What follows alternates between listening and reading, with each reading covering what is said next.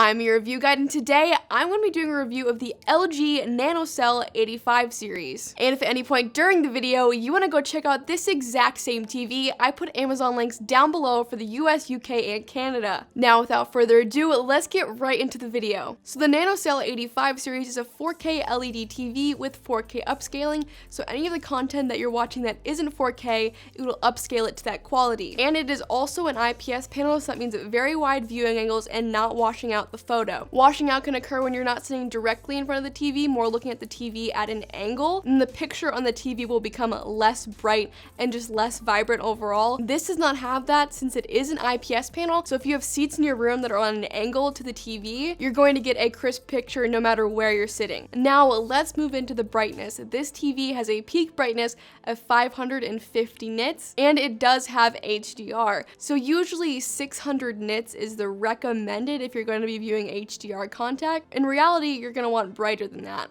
That being said, 550 nits is pretty close. It does display HDR content pretty well. It just can't display it to its full potential, but really in this price range, it's pretty good brightness. You can still watch the TV during the day, and it combats glare very well. And also, of course, a dark room, the viewing experience is amazing, but again, it's not the brightest TV in the world. And now, the next pro is the refresh rate. This NanoCell 85 series is a natively 120 Hz, and it has HDMI 2.1. So if you're looking for a future-proof TV to go with an Xbox Series X or a PS5, this is a great option because you can do a 4K at 120 Hz with this TV via the HDMI 2.1.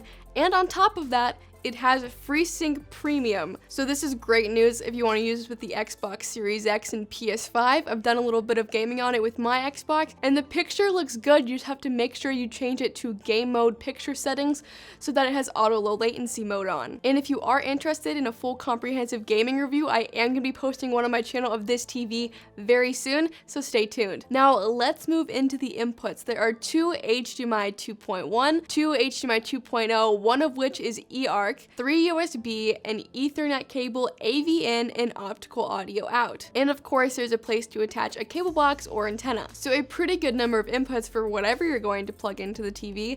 I usually plug in a Fire Stick and a gaming console, so I have more inputs than I could ever need, but if you're going to plug in more than that, I think you'll be just fine. Now, the next pro is the speaker system built into this TV. I usually don't expect much when it comes to TV speakers. I honestly just expect them to be bad and having to get a sound bar or something of that nature, but this surpassed my expectations. She's fine.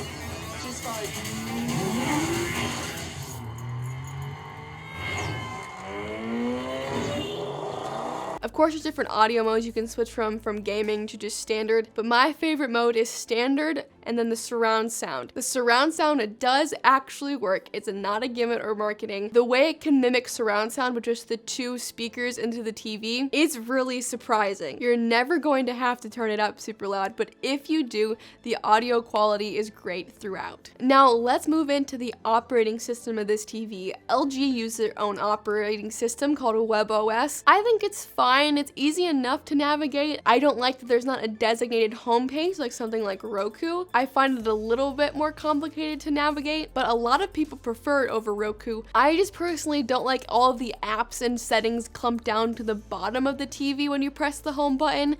I would prefer a designated homepage. That being said, it is easy enough to use, just not my personal favorite. Now let's move into the Magic Remote. I have mixed feelings about this Magic Remote. It is super responsive. Whenever you click any button, it goes straight to the TV, and it always reads which button you click. So if you click the home button, it's gonna go to the home button. If you use the scrolling wheel in the middle, it's going to pick that up right away. It is super responsive. And on top of that, you do have voice control on this remote, and you can program different buttons to open up different apps you've downloaded, so there is customization with the remote. That being said, I am a streamer when it comes to watching content, so I don't have a cable and antenna box, so I don't really have any use for the number pad, so I would like a more minimal design, but you can also program the number pad to open up the different apps like I've already mentioned. So there are uses for it if you are still streaming content, and the connection between the remote and the TV is very strong. So the idea of the remote I really love. I just wish it was a little bit more minimalistic. Now the next pro is that this TV is compatible with Amazon Alexa,